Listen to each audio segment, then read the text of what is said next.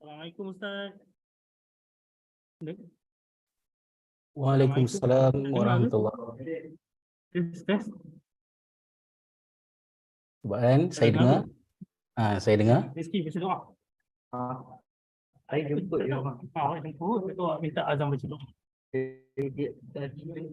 Dengar tu. Ustaz dengar tu. Saya dengar. Saya dapat dengar daripada. Hello. Ustaz dengar ke? Dengar. Waalaikumsalam. Ustaz dengar. Rizky tu. Cubaan, saya dengar. Saya dengar. Assalamualaikum Ustaz. Waalaikumsalam warahmatullahi. Ustaz dengar tu.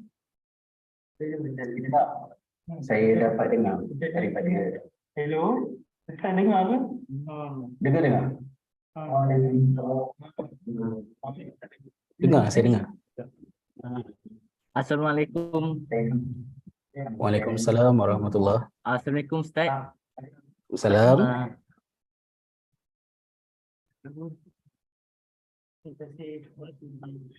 Terima kasih kerana sudi untuk bersession dengan kami, dengan sekolah kami hari ini. Malam ini. Jadi sekarang saya akan menjemput saudara Azam untuk membaca doa.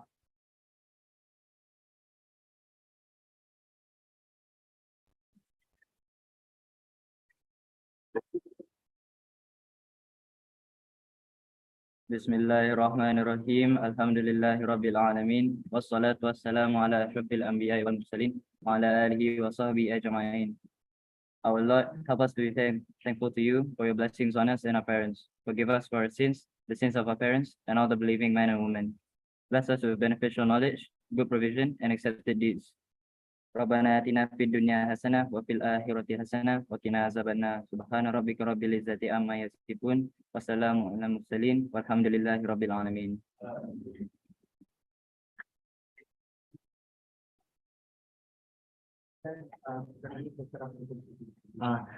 Terima kasih Ustaz.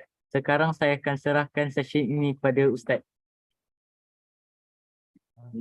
InsyaAllah. Baik, terima kasih. A'udzubillahi minasyaitonirrajim. Bismillahirrahmanirrahim. Assalamualaikum warahmatullahi wabarakatuh. Alhamdulillahirabbil alamin. Wassalatu wassalamu ala asyrafil anbiya'i wal mursalin wa ala alihi wa sahbihi ajma'in. Amma ba'd. Thank you so much kepada pengerusi majlis as well as Brother Azam just now for reciting the doa.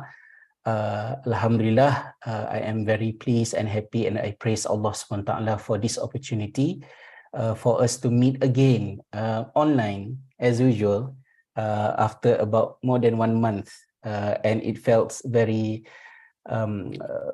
not very long time ago that I was there. Ada peluang kan untuk balik sekejap, dapatlah jumpa sekejap walaupun terlalu pendek sebenarnya masa. How I wish I had longer and more time to be with all of you and also to get to know you all in person berbanding dengan secara online macam ni. Ala kulli halnya, syukurlah kepada Allah, with the technology we still manage despite the distance between us, we can still continue our session insyaAllah. And thank you so much for fellow from Halaqah for organizing the session, and also for our brothers and sisters for your willingness to sit down insyaAllah for about 45 minutes, I think, for us to get insyaAllah some reminder dengan tazkirah sikit kan, few things, dan insyaAllah saya akan kongsikan pada malam ini beberapa perkara yang ringan-ringan saja, tapi hopefully it can help us insyaAllah kan, to improve ourselves, to remind to each other, because we know that is our nature yang we keep forgetting, and we always need to be reminded again and again. And insyaAllah fa inna dhikra tanfa'ul mu'minin, and the reminder is always beneficial for the believers. So insyaAllah tonight we will talk a little bit about salat, and I'm not going to discuss about the fiqh of salat, how it should be performed, the responsibility of improving your recitation, bacaan di dalam solat, fiqh dia dan sebagainya. But we would like to explore a little bit on one side of solat, which I coined it in a word, the crisis of disconnectedness. Disconnectedness ini is referring to a situation where our behavior whenever we are in the prayer, tingkah laku kita ketika kita sedang mengerjakan solat can be very different than the way we behave outside solat.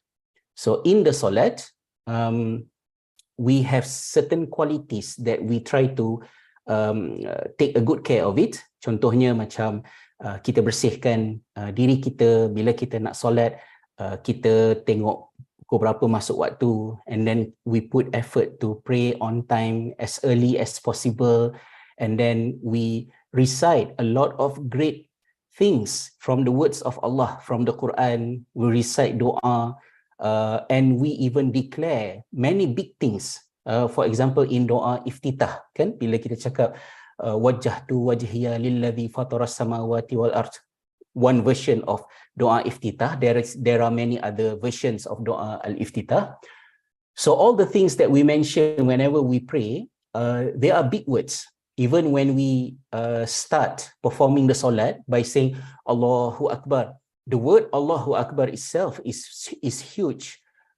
It's declaring that there is nothing greater or greatest than Allah Subhanahu Wa Taala, and we perform the prayer, kita solat, kita semayang sebab kita mengakui yang Allah itu maha besar, maha hebat. So kita semayang bukan sebab we have something that we want Allah Subhanahu Wa Taala to give us only, even with no specific interest, meaning that there's no something specific that you want to gain wordly from Allah.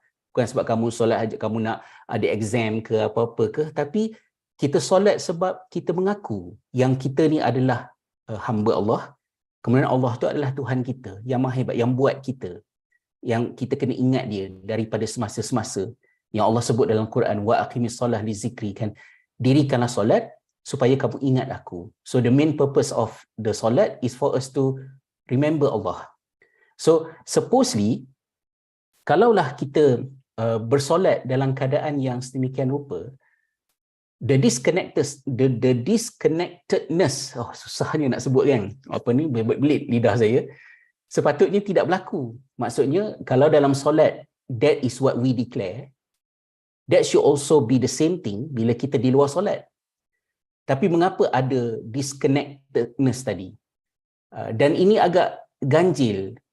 It's very strange in 2023 for us to talk about disconnectedness, because we are living in the era where everything is hyper-connected. Contohnya lah, kamu dekat KMSS kan? Saya dekat Republic of Ireland. This is like 10,000 kilometers away.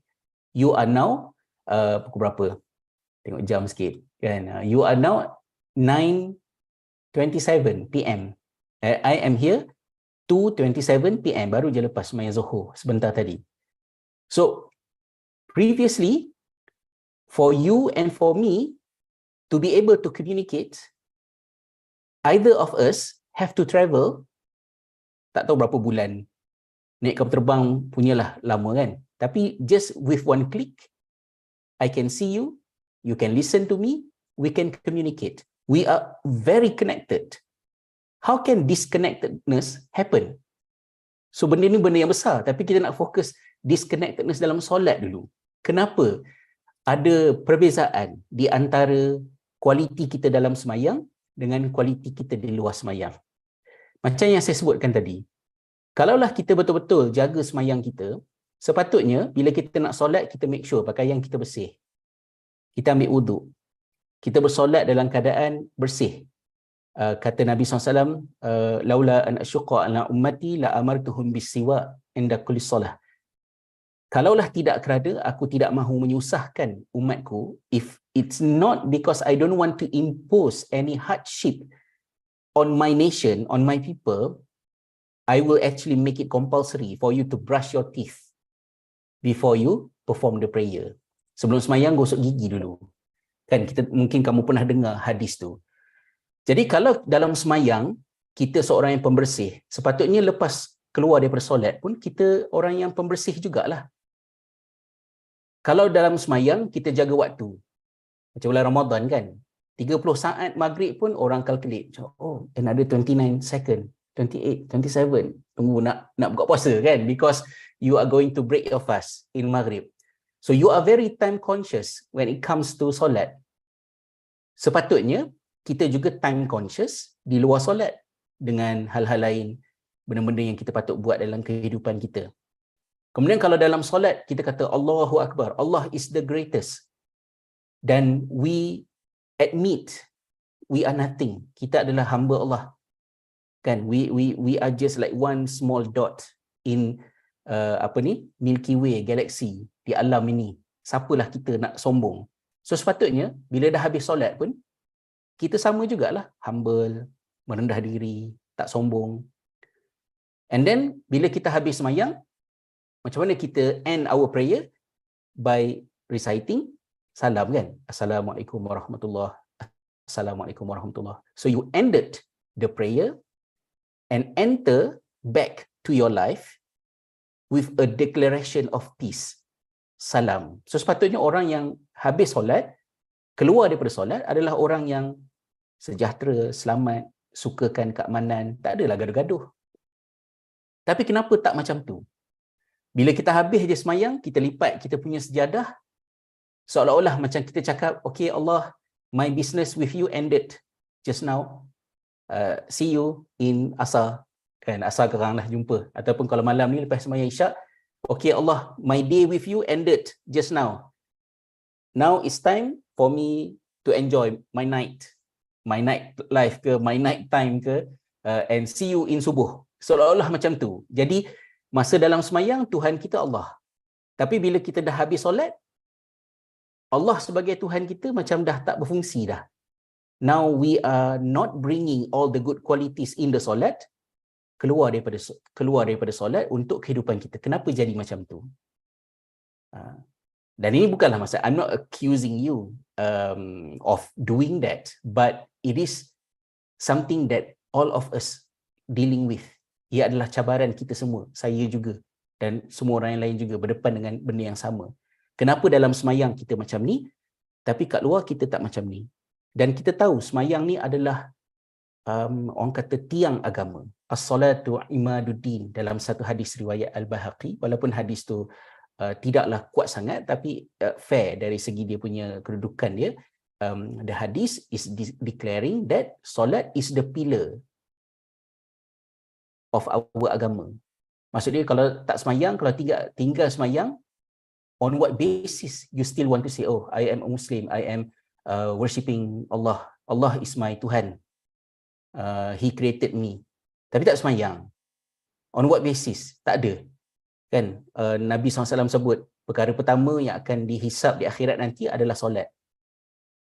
Dan juga disebut dalam satu hadis yang lebih menakutkan, bahawa apa yang membezakan di antara Muslim dengan non-Muslim, it's not about wearing tudung, it's not about your name, it's not about wearing songkok, pakai kain pelikat.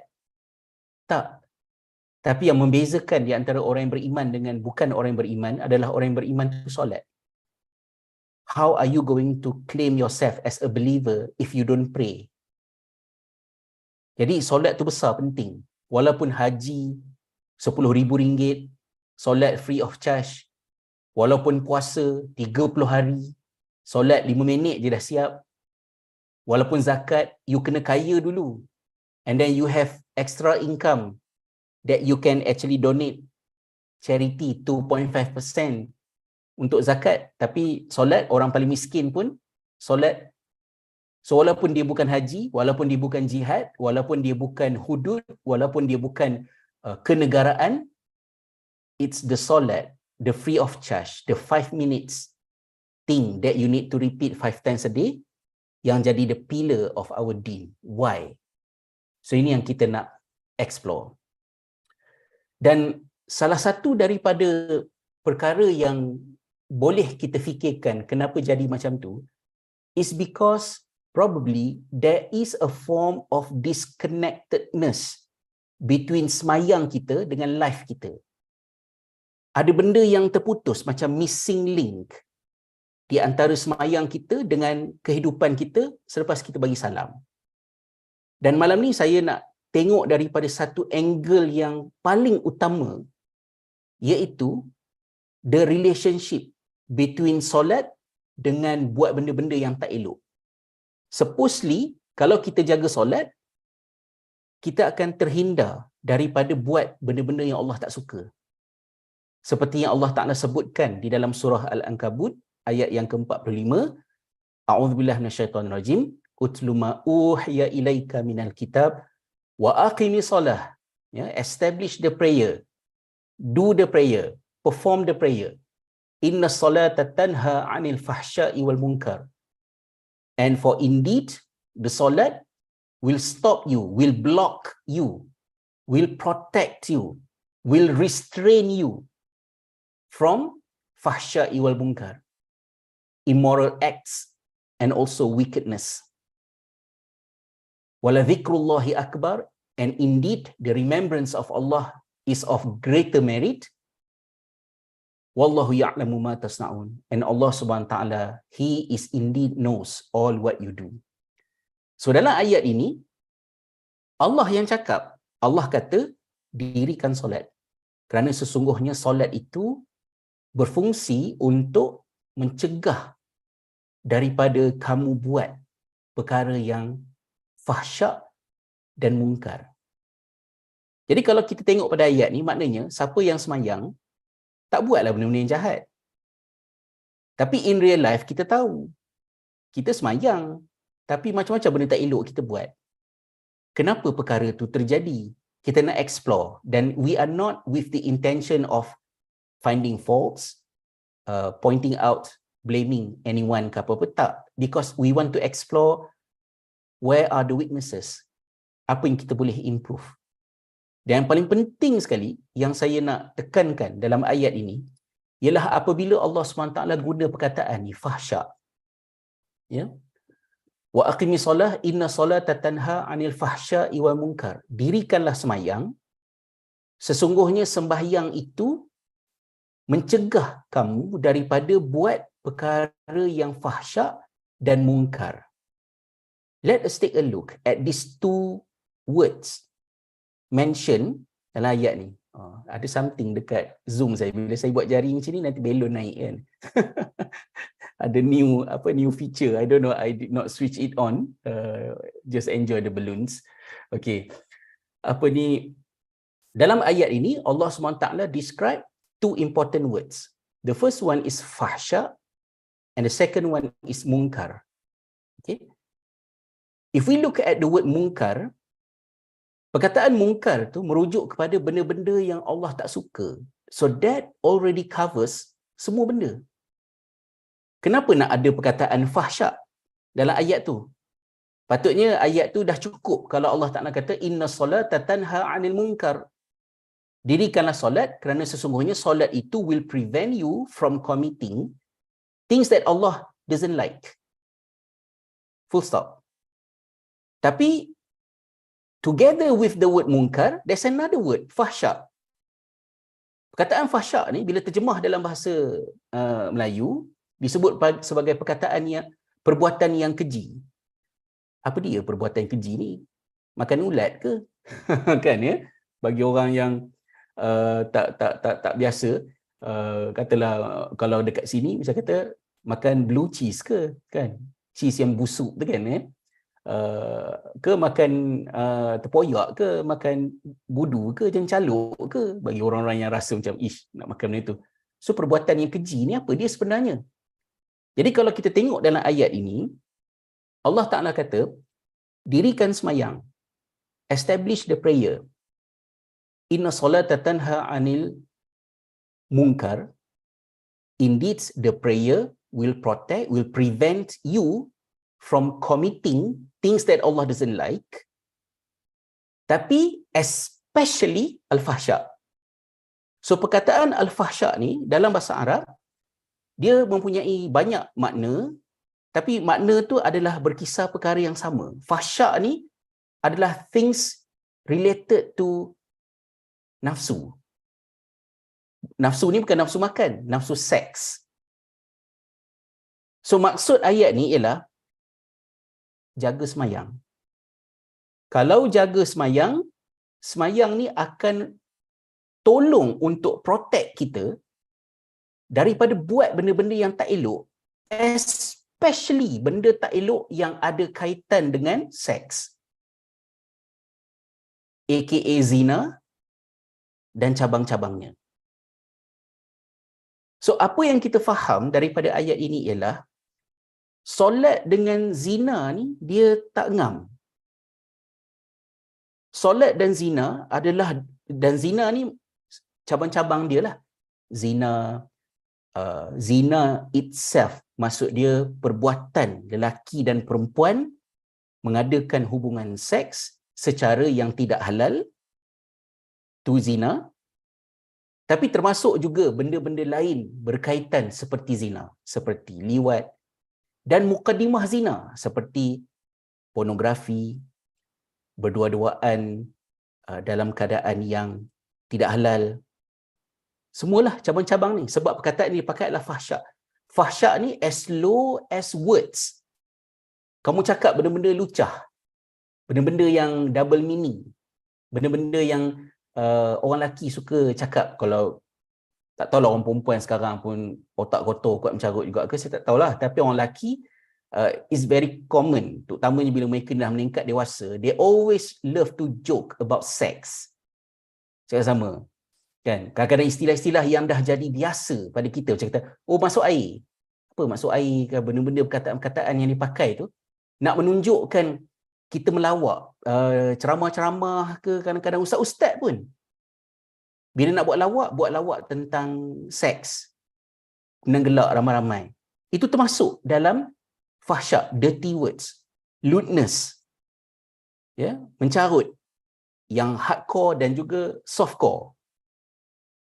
Jadi maksud ayat ini ialah bagi orang yang bersolat dan dia jaga solat, supposedly solat tu boleh tolong dia supaya dia tak buat benda-benda yang Allah tak suka, especially zina.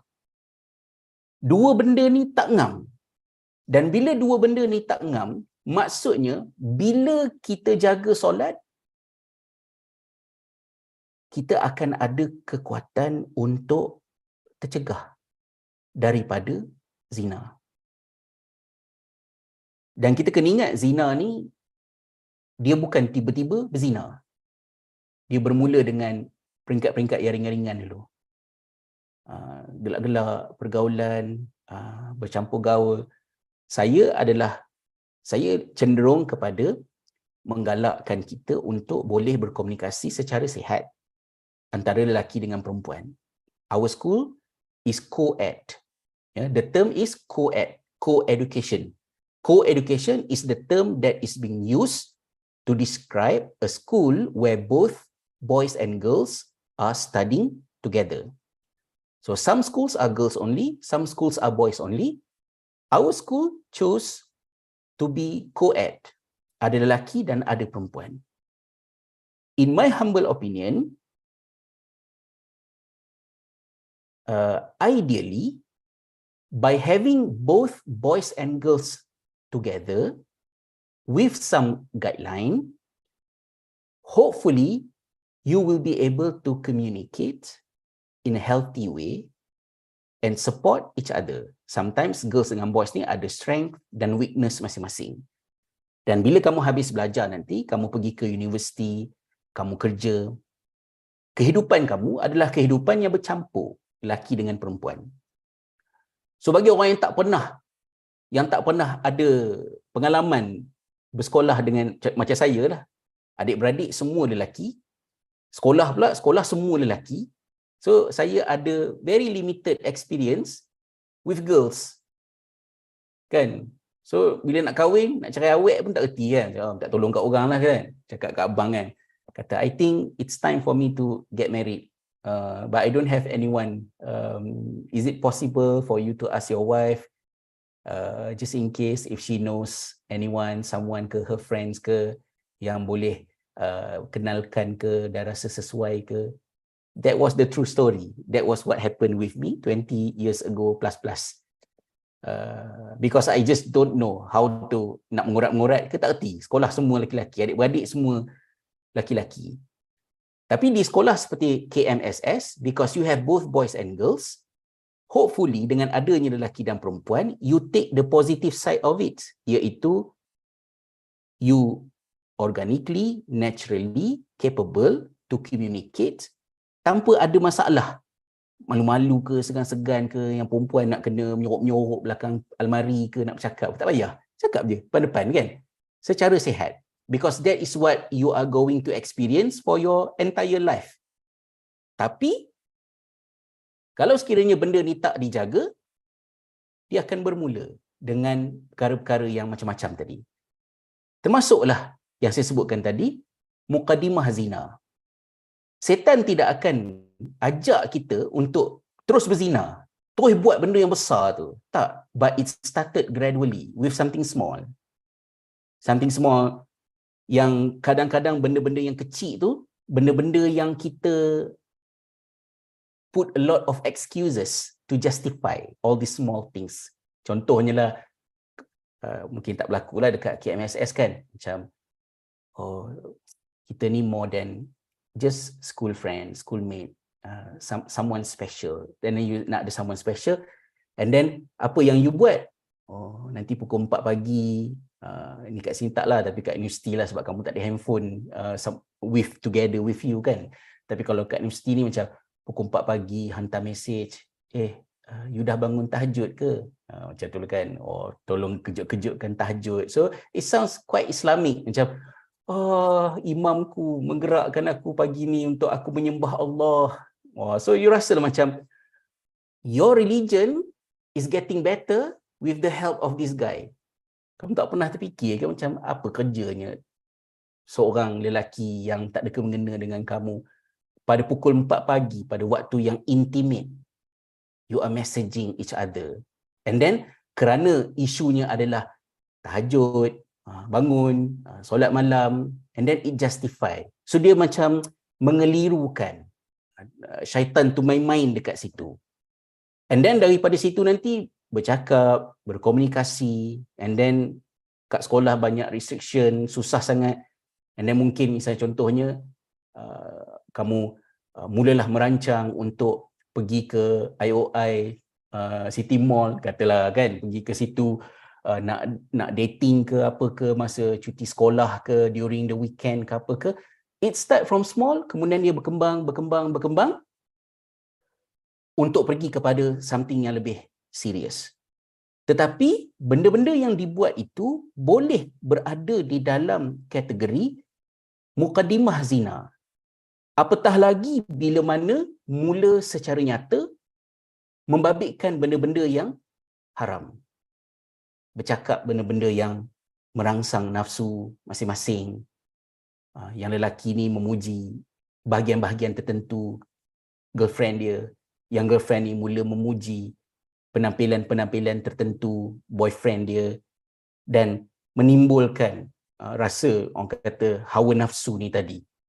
So, apa yang akan terjadi ialah bila kita patah balik kepada ayat yang saya sebutkan tadi, bahawa solat dan zina adalah dua benda yang tidak ngam, kamu akan nampak reciprocal connection di antara dua benda ni.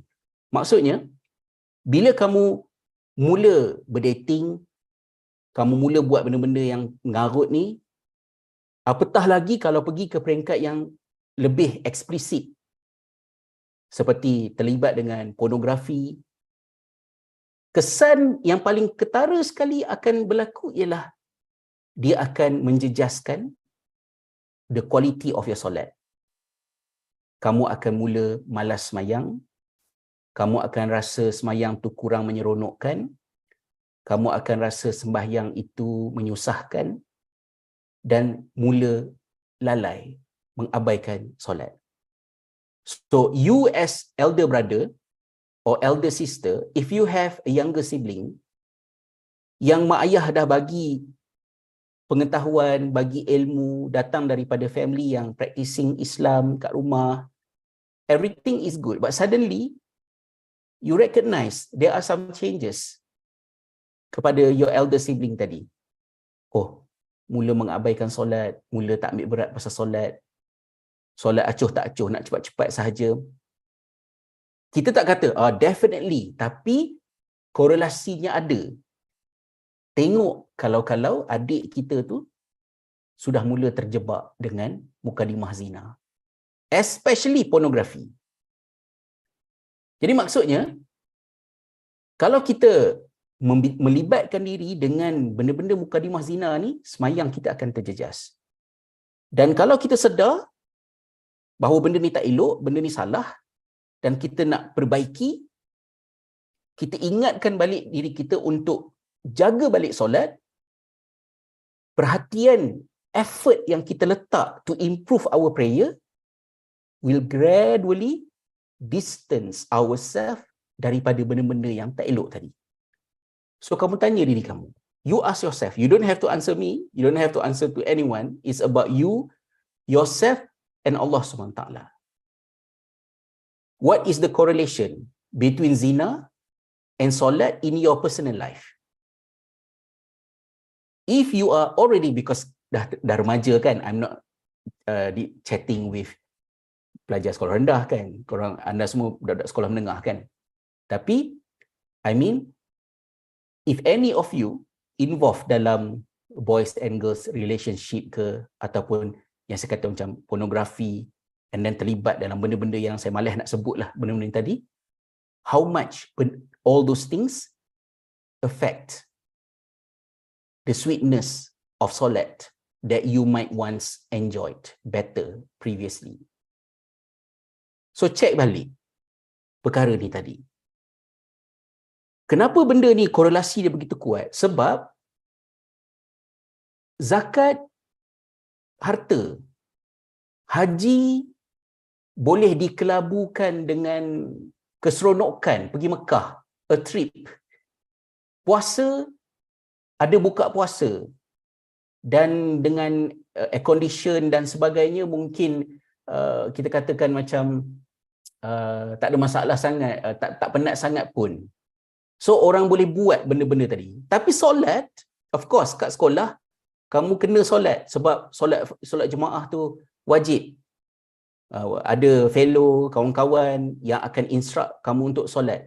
Tapi deep in our heart, we won't pray unless the faith is alive. Kecuali iman tu hidup kat dalam diri. So bila kamu solat, solat itu menyebabkan kamu nak lalai daripada Allah. After few hours, you remember Allah again. You nak lupa pada Allah, you ingat balik pada Allah. Tapi bila tinggalkan solat, bila abaikan solat, rasa connected dengan Allah tu akan terjejas. That is where syaitan masuk, nafsu masuk, and you will feel less guilty in doing benda-benda yang tak elok. Jadi sebab itulah Allah Ta'ala sebutkan dalam ayat yang saya bacakan tadi dari surah Al-Ankabut, wa aqimis solah inna solata tanha 'anil fahsya'i wal munkar. Solat itu mencegah daripada perkara-perkara kemungkaran, terutamanya zina. Wala zikrullahi akbar. Dan kenapakah solat itu boleh menyebabkan semikian rupa? Sebab your ability to remember Allah is a great thing. It's not easy to remember Allah. When remembering Allah will stop you from doing something that you enjoy or something that you liked. Pernah tak nak buat something yang haram, tapi tak jadi sebab teringat Allah? Dan Allah sebut kat ujung tu, wallahu ya'lamu ma tasna'un. Allah tahu apa yang kamu buat. So kamu mungkin berjaya menyembunyikan benda-benda tak elok ni daripada manusia lain, from your parents, from your fellow, from your friends. But you cannot hide all these things from yourself and also from Allah. So if we can get back on track and improve our prayer, think again why solat is very important, and the point of solat is not to follow the school routine, but actually to remember Allah, which is a very great thing. If you able to do it di zaman yang macam-macam distraction ni, by having those, hopefully insya-Allah our desire, our inclination towards doing all these things yang tak elok, yang salah ni, yang zina ke apa semua sebagainya, kita boleh perlahan-lahan jauhkan diri. So basically itu sahaja yang saya nak tekankan. Maybe in the next session I will try to explain a little bit, because it's a little bit complicated.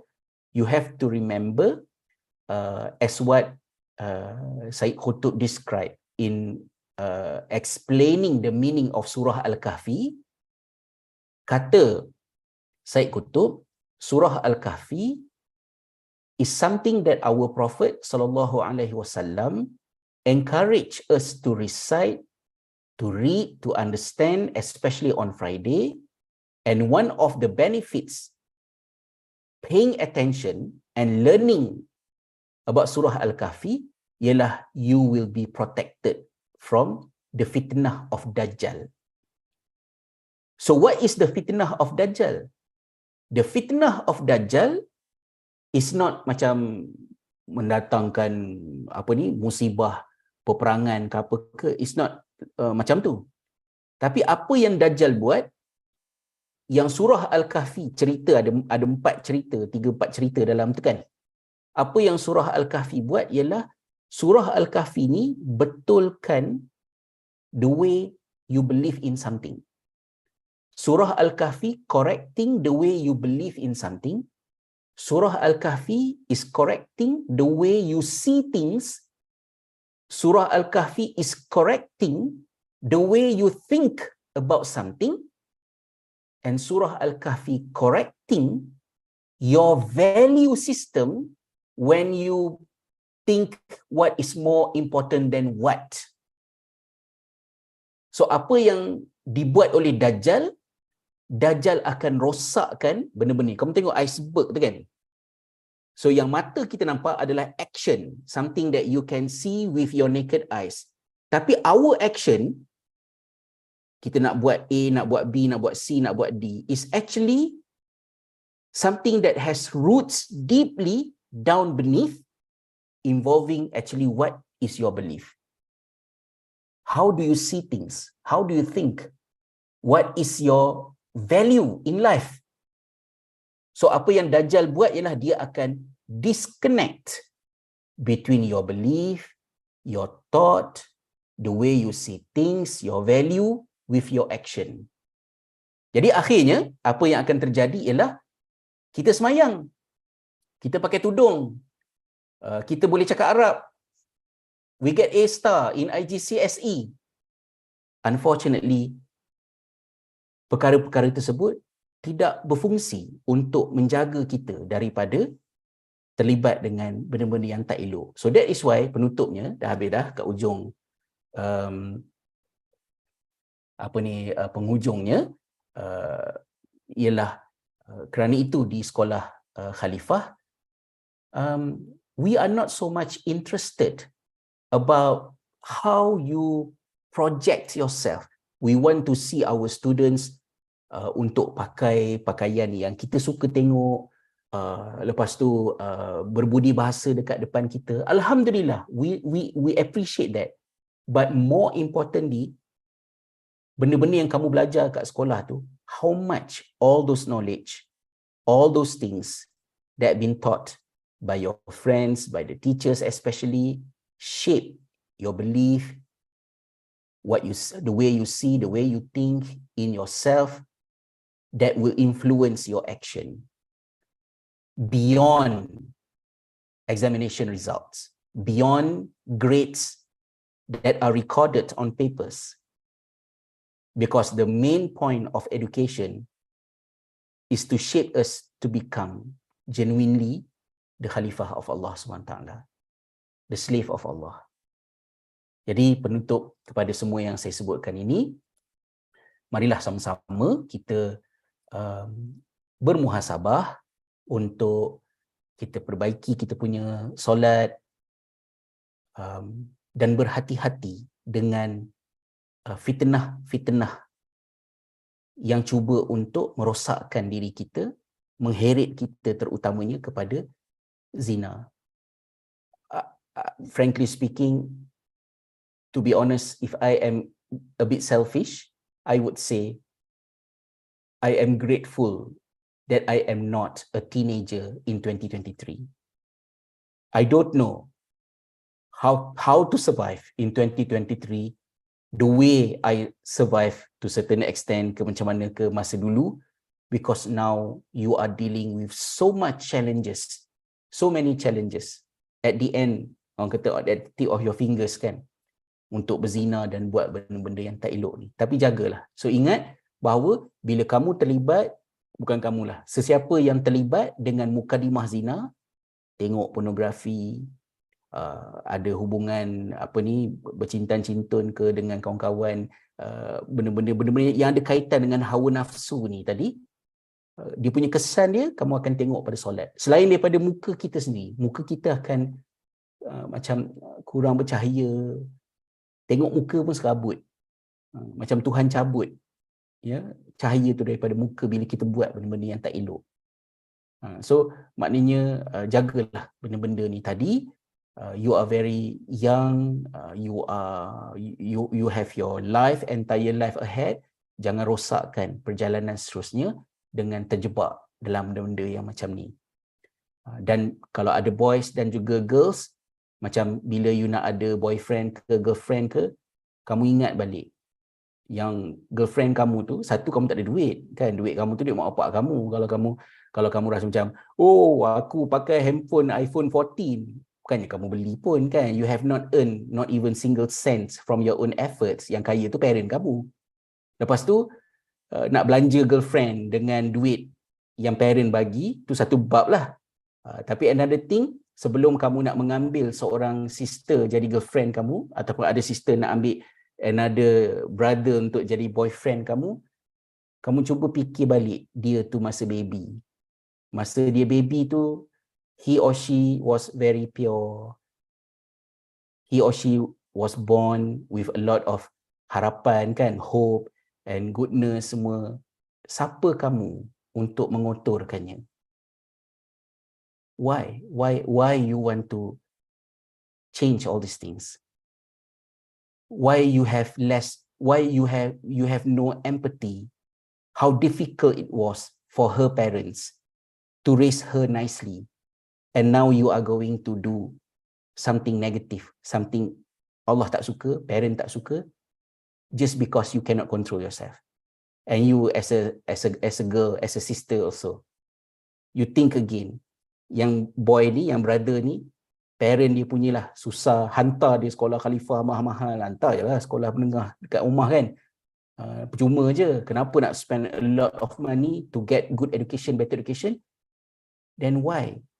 Simply because you cannot control yourself, you want to drag this boy to be with you untuk buat benda yang tak elok ni. So kita elakkan, insyaAllah. So saya berhenti sekat saja, 45 minit lah, terlebih cakap pula. Saya harap perkara yang saya cakap ni bukanlah benda yang depressing ke sedih kan. It's mainly as a reminder. My main point is for you to think about the correlation between solat dan juga zina dan cabang-cabangnya. So avoid the disconnectedness, try to bring back, and it's not easy, easier said than done, but insyaAllah together we are stronger and we can remind each other. We are not in the position of itulah engkau lah yang Aziza cakap tu kan, insaflah sikit malah. It's not about blaming anyone ke, memandang rendah ke. Kita semua berdosa, kita semua orang yang lemah, tapi let us put all those things kat belakang kita dan kita cuba untuk improve, getting better, be by bit. So saya berhenti sekat ni dulu.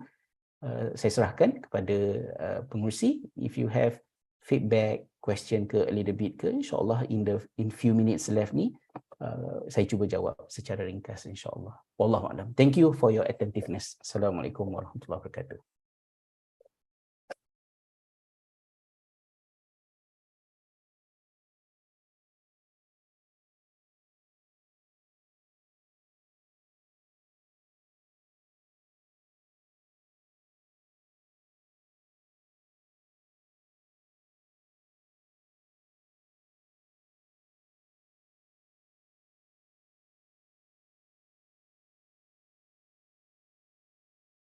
Saya difahamkan yang brothers ada delay sikit because brothers are watching from YouTube rather than directly dekat Zoom kan.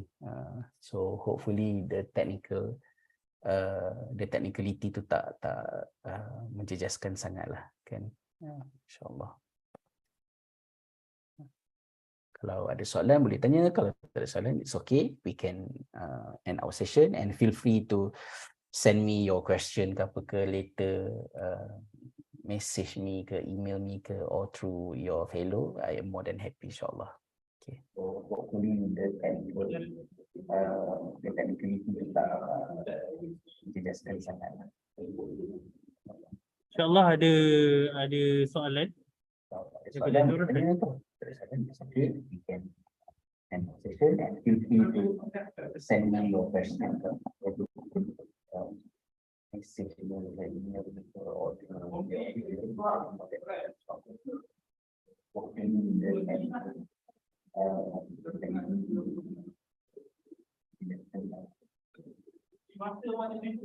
ada soalan.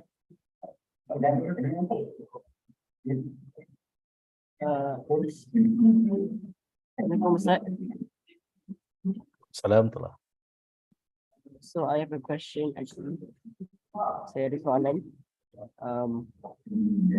If we were to ever be exposed to any zina, for example like pornography, and what do you think would be what is the best way that you can recommend or that we do kalau we want to nak berkhusyukkan our solat, and so that we can get rich and we can focus on our solat. Yeah. If we were to ever be exposed to any zina, for example like pornography, and what is the best way that we can recommend? Okay. Saya kena tunggu sekejap sebab dia ada echo kan daripada direct tanya dan kemudian daripada YouTube tadi, especially bila brothers buka the microphone. Terima kasih kepada sahabat yang bertanya tadi, anak ni yang bertanya tadi. Hopefully I got it right, soalan yang ditanya tadi sebab dia bergaung-gaung sikit. Perkara tu bukan chronological. Maksud dia you have to start from this to get to this destination kan, from A to B. Tapi dua-dua ni harus bersama-sama. First of all, kalau kita terjebak di dalam orang kata macam pornografi tadi tu, usually, I cannot say most of the time, usually it involves some form of addiction, and when it comes to addiction, it becomes a form of illness that requires some strategies and intervention. It's not simply can be solved relying on your willpower. Maksud dia tak boleh selesai hanya dengan kamu, keazaman diri kamu semata-mata, kamu tak nak lah tengok dah benda tu. It's not that easy, terutamanya bila dia dah sampai kepada peringkat addiction. So walaupun kesannya macam yang saya sebutkan tadi, bila mana kita terlibat dengan pornografi ke apa semua tu, dia akan memberi kesan kepada solat kita, tetapi yang perlu kita selesaikan secara segera adalah pada mencari jalan untuk menyelesaikan masalah pornografi tadi. So cara yang kita perlu dapatkan bantuan, ada cara yang kita usahakan sendiri. Okay. Bahagian yang kita usahakan sendiri, kita identify apakah situasi-situasi yang lead kepada pornografi tadi. Pertama, aloneness. Kan? Aloneness tu maksudnya bila kita sorang-sorang. So kita tahu yang kita mungkin kita ni jenis nak tak tengok pornografi kecuali bila kita sorang-sorang. So bila kita tahu yang kita akan buat benda tu bila kita sorang-sorang, manage the aloneness. So manage the aloneness itu elakkan diri daripada mengusahakan dan membanyakkan masa kita sorang-sorang. Kita ada kawan, ada adik-beradik, ada persekitaran. If you have the option to be in your bedroom, you decided not to be in your bedroom and you go to the living room where you have other people to sit down with you. That is benda yang kita usahakan sendiri. Kemudian yang keduanya, kenapa pornografi itu boleh tercetusnya? Contohnya macam kita ada kita katakan handphone tu mudah sangat, kita ada tablet, kita ada komputer, kita boleh adjust kedudukan peralatan ni tadi, especially kalau PC contohnya, kita letakkan dekat ruang yang terbuka instead of di ruang yang tertutup, dan perkara-perkara lain lah. Termasuk juga kalau misalnya yang trigger kita adalah certain substance bukan maksud saya dadah kan, maksud saya macam shampoo, sabun, perfume yang trigger, yang menyebabkan you rasa macam bergelora dalam diri. Identify all those kind of things exist that lead you, otak you macam trigger untuk fikir ke arah pornografi tu. Work on that, change it, ataupun tak pakai, kurangkan, jaga kebersihan diri instead of sembuh-sembuh ke apa semua untuk mengurangkan faktor-faktor yang merangsang otak kita untuk pergi ke situ. So itu bahagian-bahagian yang kita usahakan sendiri, dan adalah kaedah-kaedah lain yang pakar-pakar boleh give some practical strategy that you can work on. Dapatkan bantuan tu adalah dengan berjumpa dengan orang yang kita boleh percaya, maksud dia kaunselor sekolah yang memang bertugas untuk membantu dalam hal ini, mungkin guru usrah kita, dan of course saya pula sekarang ni dengan kamu kan, tapi bila saya dengan cikgu-cikgu, memang dari semasa ke semasa kita ingatkan cikgu-cikgu agar bila pelajar-pelajar menceritakan masalah peribadi mereka, always take a good care of all these things supaya ianya terjaga. Jangan sembang dengan even your spouse. Maksud dia kalau cikgu tu cikgu perempuan, dia ada husband, don't chat about this even with your husband. Sama ada husband tu cikgu kat sekolah khalifah ke tempat lain ke apa, tak. You have to deal with it professionally supaya trust is there. Kan, itu terjaga. Ataupun pengetua sekolah ke, dapatkan bantuan. Dan kalau boleh selesai di sekolah, maksud dia kalau cukup bantuan tu di sekolah, teruskan. Tapi kalau ada perlukan bantuan daripada luar, dapatkan bantuan daripada luar. So itu adalah daripada bahagian benda ni tadi. Pada masa yang sama, ketika kamu sedang menyelesaikan cabaran berkaitan dengan pornografi yang dihadapi ni, solat itu juga kerjakan. Maksud dia put effort to improve the solat as something yang technically separated daripada pornografi tadi, tapi both will help each other. So yang solat tadi tu, ingat balik benda-benda yang disebutkan tadi. So improve cara kita solat, bacaan solat, dan perkara-perkara seterusnya lah yang boleh kita lakukan. So basically we try to tackle these challenges from all possible angles yang kita boleh buat something. Bukan hanya salah satu saja. So on pornografi tu kita buat something, solat tu pun kita buat something, dan kita cubalah. It's not easy, tapi usahakan, especially dapatkan bantuan bila mana bantuan itu perlu. It is something yang kita rasa embarrassed, shameful, kita malu kalau orang tahu, tetapi to get help, to admit that there is a problem, to get help, you are already so far away, sudah bergerak ke depan ke arah untuk kebaikan. Because it's not because you are bad, you are weak, you are miserable, you are hopeless. It is a challenge yang dihadapi oleh ramai orang. So maknanya give some credit kepada diri dan love yourself. Don't let yourself to be damaged or destroyed. Love yourself by helping yourself to get help. Kan, dalam hal ini tadi, insyaAllah. So itu something yang saya cuba respon lah setakat yang termampu. Sebelum tu, saya juga tengok sikit, saya nampak ada soalan dekat chat. Antara soalan yang ditanya, kepada everyone dulu ke. If our friend have some relationship with someone that is saying very nice and sweet voice, what is the best advice I can give to her? Because I don't want my friend to be involved in zina.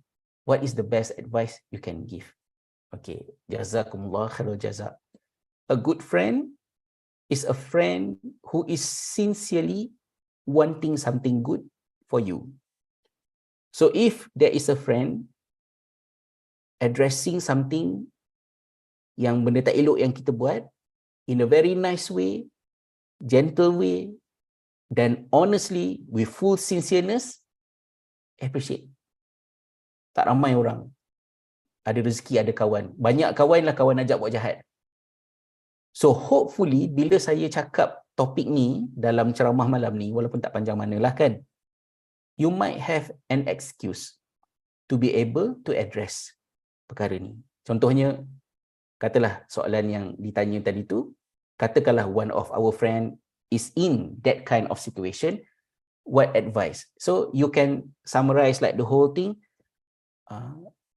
So macam yang Ustaz Azriza cakap malam tadi, I hope you pay attention, try to think again. There is no future. Don't play around with people's feelings.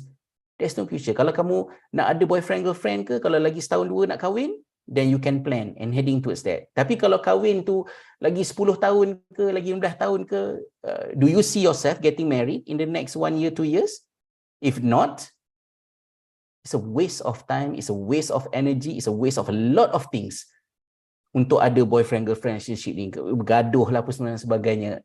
Talking from experience, terutama termasuklah juga sebagai parent kan kepada, dan kita dah ada kat sekolah tu dah banyak generasi ni, maksud dia janganlah terlibat dengan benda macam ni. So maybe the simplest message that you can share with your friend who is in this trouble is to remind him about the topic that Ustaz Azriza discussed tonight. Please think about it. Kan, jangan orang kata apa, macam mengabaikannya, just let it go macam tu, tak. Fikir, buat something. Kan, saya pun bila cakap macam ni, dan maksudnya Allah Subhanahu Wa Taala mungkin nakkan kebaikan untuk kita bersama, sehingga topik kita malam ni adalah topik ini kan. Dan bagi kawan juga, please try your best. If you want to highlight, you want to remind or to advise your friend about all this sensitive and somehow embarrassing issue, satu, kamu kena ingat orang yang tengah bercinta ni kadang-kadang dia macam cloud9, macam dalam dunia dia sendiri kan. So macam tak kira lah, sebab tu pepatah Melayu kata apa, nasi lemak buah bidara, macam mana ke saya terlupa pula pantun tu kan ya, buang mak buang saudara kerana kasih hamba turutkan. Maksud dia people are willing to just destroy everything because of love. That is how stupid love can make someone. Maksud dia, saya terpaksa cakap macam tu kan. So you know your friend is most likely will be in a defensive mode bila you nak cakap benda ni. So do it privately, away from other people's ears, eyes, and jaga bahasa with the sincerity of hoping something good for her ataupun for him. Kan, tu yang boleh, kalau boleh saya nak ni lah kan. Dan fokus kepada yang mana yang kita boleh influence. Maksud dia, if you think the problem is di ada parti, maksud dia kawan kamu tu ialah yang perempuan, tapi yang punca kepada masalah mereka ni adalah lelaki, from your point of view, fokus kepada siapa yang kamu boleh pengaruhi. So kalau yang lebih dipercayai, yang lebih kuat relationship, emotional security tu more between you and the girl, so share, remind yang perempuan ni. Yang lelaki tu maybe next stage macam mana. Kan? Tapi itulah at the end, akhirnya it takes two to tango. Kan, it's not easy to put blame who is more siapa yang lebih bersalah daripada siapa kan, because it takes two to tango. Dia ada dua bahagian masing-masing. Dan kalau kamu rasa perkara itu serius dan membawa kepada benda yang membahaya, then get help. Jangan letakkan dalam kepala, oh snitching ke, nak report ke apa ke. Rasulullah SAW sebut dalam hadis, unsur akhaka zaliman atau mazluman. Tolong saudara kamu, sama ada saudara kamu tu zalim ataupun dizalimi. So kalau sahabat kita tu dizalimi, memanglah kita tolong dia sebab dia tengah dianiaya kan. Tapi sahabat yang zalim, macam mana kita nak tolong dia? Antara kezalimannya ialah bila dia buat benda-benda yang salah ni. So kita tolong dia dengan menghalang dia daripada dia terus buat benda yang tak elok tu. And then there's another question yang masuk juga secara private. If a person with a bad psychological condition, ada some diagnosis contohnya, would they be exempted from the blame of their fahishah when they aren't aware of doing so? Kan? And she just katalah ni, okay, dia punya conclusion ni ialah someone yang terlibat dengan orang kata hal-hal yang berkaitan dengan zina ni, tetapi dia ada some diagnosis. Okay, first of all, diagnosis tu tak boleh dibuat-buat. Diagnosis ialah diagnosis bila mana diagnosis itu datang secara profesional daripada medical authorities. So you tak boleh reka-reka lah, oh I ada bipolar, oh I ada skizofrenia, oh I ada depression. Sebab perkataan-perkataan tu sekarang ni dah benda biasa. So sometimes we just pick all these big words and apply them kepada benda-benda yang tak benar. So diagnosis will only be a diagnosis when it comes professionally from the authority. So itu yang pertama sekali. So that you can differentiate between sadness, occasionally feeling depressed dengan clinically depressed. Ya, antara dua benda ni tadi. Tapi kalau diagnosis tu memang ada, maka macam pornografi, kecenderungan kepada zina, semua benda ni adalah benda-benda yang ada kaitan dengan benda tu. Dia bukan persoalan exempted ataupun tidak. Tapi yes, in terms of paradigm, sometimes kita kena tengok dia ni sebagai orang yang sakit. Contohnya, di island ni lah, saya tak tahu kat Malaysia macam mana, dekat island ni, bagi mereka yang diagnose dengan bipolar maniac depression. So bipolar ni bila dia tengah maniac, masa dia tengah hyper tu, salah satu risiko yang adanya ialah nafsu seks dia menjadi liar dan sukar untuk dikawal. So bila mana ada teenagers yang dibawa ke hospital emergency department dengan isu maniac dalam kes ni tadi, maka hospital memang berikan kepada dia pills untuk mencegah kehamilan, pregnancy, untuk menyelamatkan kerana risiko dia tu melakukan seks rambang dengan whoever yang dia boleh dapat, yang dia boleh jumpa. So kita sedihlah situasi yang macam tu berlaku. Jadi dalam keadaan yang ekstrim seperti itu, ada sesetengah kondisi yang berkaitan dengan isu psikiatri ataupun psikologi boleh ada kaitan dengan benda ni. So dia bukan exempted ataupun tidak, tetapi kita melihatnya dengan empathy. Kalau dia sakit, maknanya dia perlu dibantu dan dia perlu membuka ruang untuk diri dia boleh dibantu. So mungkin saya bukanlah orang yang pakar ataupun berilmu dalam hal ini.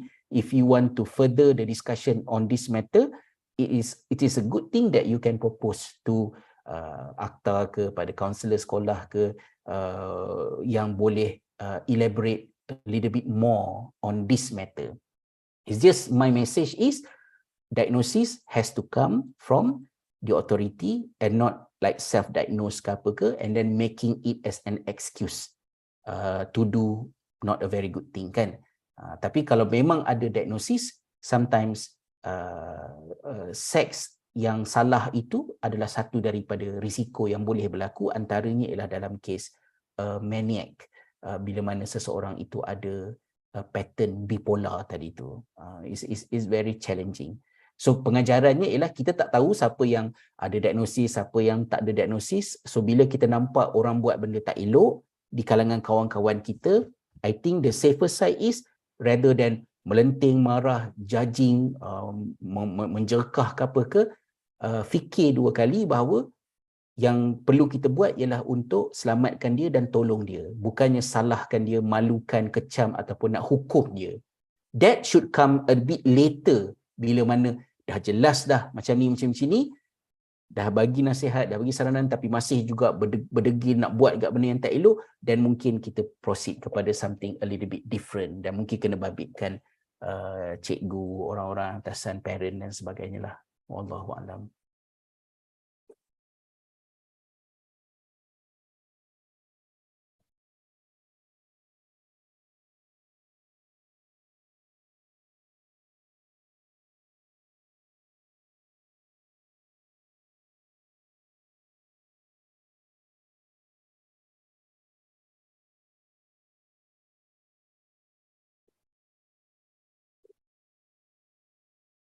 Dan kamu kena berhati-hati juga ya, saya sebut benda ni sebab especially jika kamu datang daripada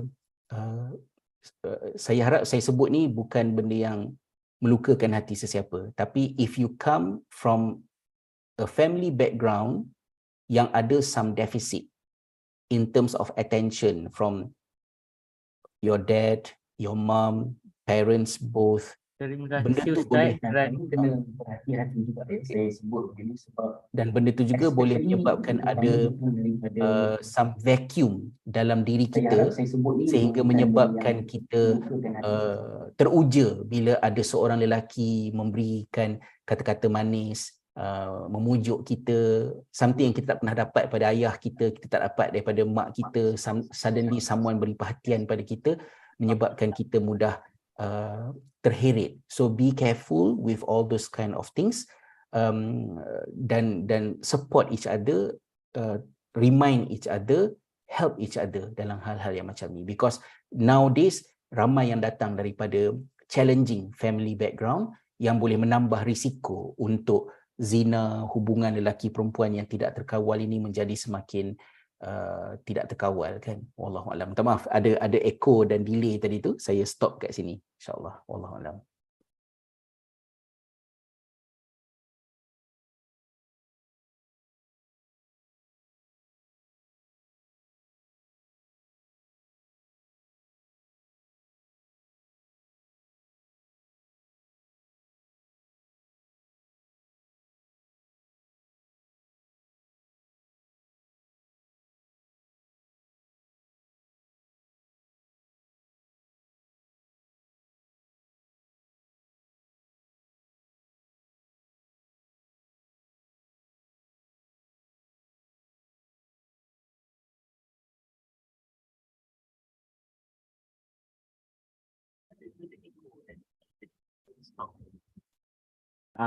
Terima kasih Ustaz kerana sudi untuk mengungsi ilmu yang Ustaz ada. Bye Ustaz, saya harap yang Ustaz sihat. So bye. Bye Ustaz. Bye. Take care semua. Assalamualaikum warahmatullahi wabarakatuh. Bye bye.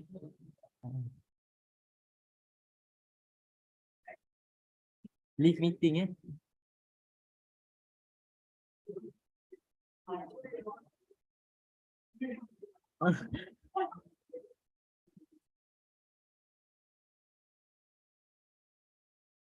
Terima kasih Ustaz.